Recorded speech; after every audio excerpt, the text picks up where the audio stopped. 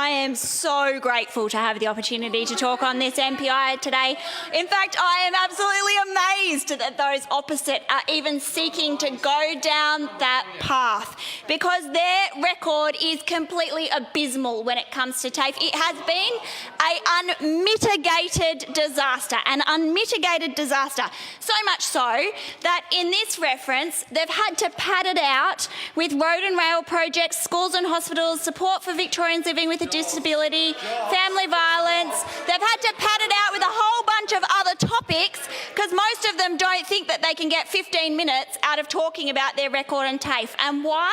Because it is absolutely terrible. There are 151,000 fewer students annually enrolled in government subsidised training here in Victoria since they came to government. 151,000 fewer students on your watch per year. Now, from the outset, Speaker, I want to say that this side of the House supports well-resourced public education. We support the resourcing of public providers, no matter what lies those opposite tell. And if we want some context, I noticed that the Minister for Education, the Deputy Premier who's put up this motion, has scurried out of the House because he doesn't actually want to hear the reality of his record. If we want some context, then the Education Minister, if the Education Minister wants to know why TAFE's doing it tough, he just needs to turn next to him and have a word to the person who sits next to him, the leader of government business, Jacinta Allen, who was the architect of these reforms back in 2009 with John Brumby, that opened TAFE up to a contestable marketplace. That is the record of those opposite. That is why TAFE is struggling. It's not due to anything on this side of the House. It is because of those 2009 reforms where you guys opened TAFE up to a completely contestable market. That is the reality, and that is your record. Now, if you want any proof of that, if you want any proof of just how embarrassed those opposite are of their record on TAFE, then these reports right here are evidence. These are the annual reports from the TAFE sector. When were they tabled? They were tabled on budget day, under the cover of budget, when there's nothing to see here. Now, if these reports showed a good story, do you think they would have been tabled on budget day when no other story in the state gets a run? Of course not. They would have tabled them on a quiet news day where they could boast about their results in training. But they are too embarrassed to do that, so they snuck them out on budget day. And look at them all go quiet now. Why don't we have a look at some of these reports? Now, those opposite, here's some advice for you. These annual reports contain something called notes to the financial statement. Look up 2.1. It's very instructive. You'll find that for the vast majority of these TAFE institutes are now receiving more money in cash bailouts than they are to train students, because they are in a disastrous financial position under you. So why don't we start with Melbourne Poly? $40 million in contestable funding, $33 million in bailout funding. They've done pretty well, actually, but thank God for that $76 million asset revaluation, because that kept them in the black. Otherwise, they would have had real trouble. What about Fed training? Now, an institute that has been totally neglected by those opposite. $17 million for student training. How much in government bailout money? $20 million. And they still turned a $17 million deficit. What about Southwest TAFE? An outright deficit of $3 million. They received $11.7 million for student training. How much in government bailouts? $16.1 million. What about Wodonga? $15.7 million in contestable funding. How much in bailouts? $10.2 million. They've actually done all right, Wodonga. They've done all right because they've got some big Fed contracts in defence training. Now, what about GoTAFE? Now, there is a disaster. Where's the report the Minister promised us weeks ago into alleged allegations of rorting at GoTAFE? We haven't seen that yet. $20.7 million in contestable funding, $24 million $24.7 million in bailouts, a comprehensive result of $4.9 million.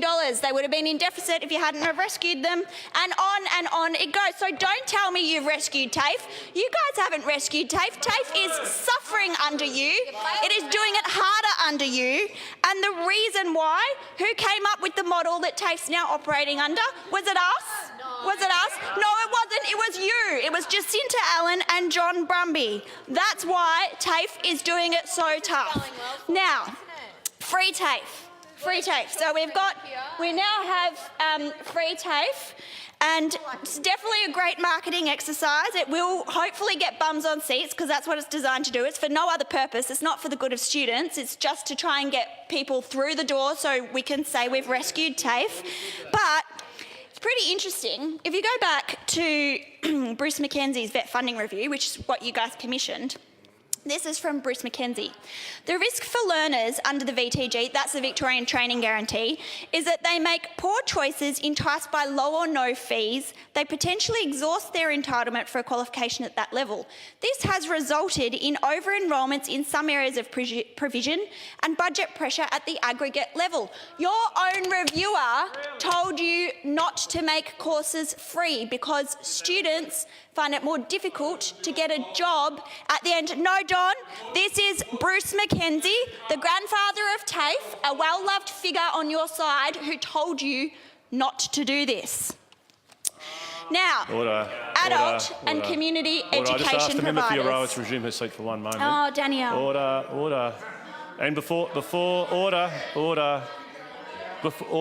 calling the member for Yan Yean, if I can just ask the member for Euroa in her contribution to address her remarks through the chair. It may result in less interjections from those opposite, and to refer to members by their correct titles. The member for Yan Yean. Oh, thank you, Speaker, for that comment. That was exactly the point of order that I was going to raise. The member shouldn't be reflecting on you as chair. Order. The member for Euroa to continue. Thank you, Speaker, for your very kind direction. Now, adult and community education providers, Speaker, who work at the front line of provision of training and skills in this state. They often work with a cohort of very, very vulnerable and disadvantaged students. They are gutted by this decision. They are gutted because the government has made a special provision for TAFE and has completely excluded them. And in talking to their sector, they are incredibly concerned that they are going to lose enrolments, that people will turn away from adult and community education because suddenly they are on an uneven playing field. Karen Hagan, who's the General Manager of Campaspe College of Adult Education, she wrote to me as well as to the Leader of the Nationals, and here's some of the things that she said. CCAE is a community-based not-for-profit registered training organisation and a Learn Local. I am extremely disappointed that Learn Locals are not considered in the $172 million bucket of cash thrown at the TAFEs. Without any consideration, this will signal the death knell for many Learn Locals that are RTOs, including CCAE. I'll just repeat that again. This will signal the death knell for many Learn Locals that are RTOs, including CCAE. We simply cannot survive or compete against such ruthless and unfair funding tactics. And she goes on to say, we have not had a voice in this budget. Adult and community education providers are telling me, they have said, why would someone come along and enrol in our courses when in 6 months' time they can go and get it for free at TAFE? Now, these are not dodgy, rorting RTOs. These are not-for-profit, community-based organisations that deliver at the front line of training that those opposite are undercutting and that they threaten to decimate. It is incredibly clear to me, Speaker, in talking to people throughout the sector, that this was not a decision made in collaboration with anyone within the training sector. It was not a decision made in collaboration with the department. In fact, the day after the budget, on the Wednesday, there were departmental officials running around desperately trying to explain detail to stakeholders. They had no idea what was actually going on. We had the Premier come out and tell the media that there were no residency requirements for free TAFE courses. And then, shock horror, everyone suddenly realised, oh my God, that could mean that we are training international students who are flying in from overseas, coming and using the TAFE system and then flying back. There's no benefit to the Victorian economy for that. And oh my God, residency is actually a requirement under Skills First and VTG contracts.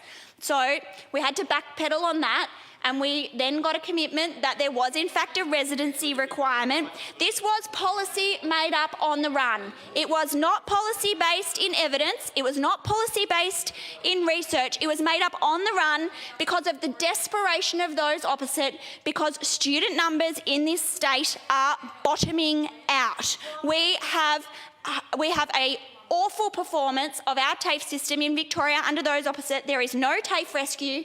It is a TAFE disaster. Now, another part of this reference talks about staff cuts, because we'd all like to believe that the coalition cuts staff, those opposite. That's their little narrative going at the moment. And we'll remember that Steve Herbert, as the former minister, said there'll be a moratorium on dogs in the car. When he wasn't busy ferrying his dogs around in his ministerial car, he told us that there would be a moratorium on staff redundancies in TAFE. Now, this isn't an analysis of this year's annual reports, because I haven't got there yet, but I'm sure the numbers will be just as reflective. But it's an analysis from last year.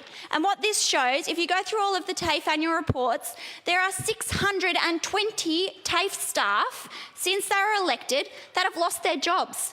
And here they are, prancing in here, telling us that we cut TAFE staff. They've let 620 full-time equivalent staff go out of the TAFE system on their watch, and more last year. But we'll get to those numbers in a few weeks, no doubt. There is actually 959 ongoing positions that have gone out of the system, and there's been 339 an increase of 339 in fixed or casual staff. There is a mass casualisation of the workforce going on under those opposite, who pretend to be the friend of TAFE teachers, who pretend to be the friend of the TAFE workforce. And it is a furphy. They are complete and utter frauds. They are absolute frauds.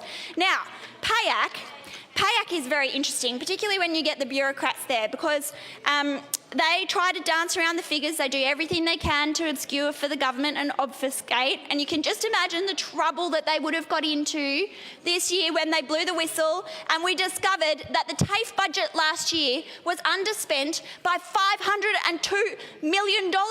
You barely spent half of the TAFE budget. You are not investing more money into training. You're not investing more money into TAFE.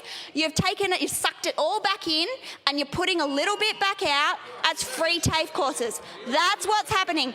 And people around the sector know it. They know it because their courses have been capped. In December, we had childcare, a massive growth industry.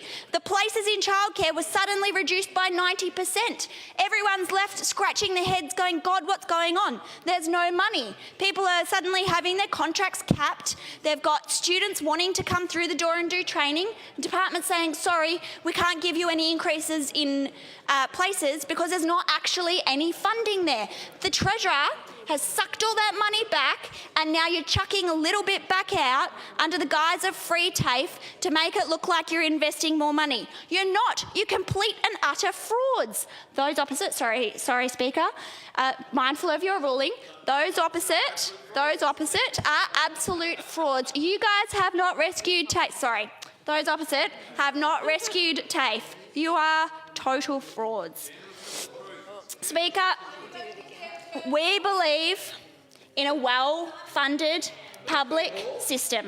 We believe that TAFE plays an important role in Victoria, and we will support TAFE, no matter what scare campaigns those try to run opposite.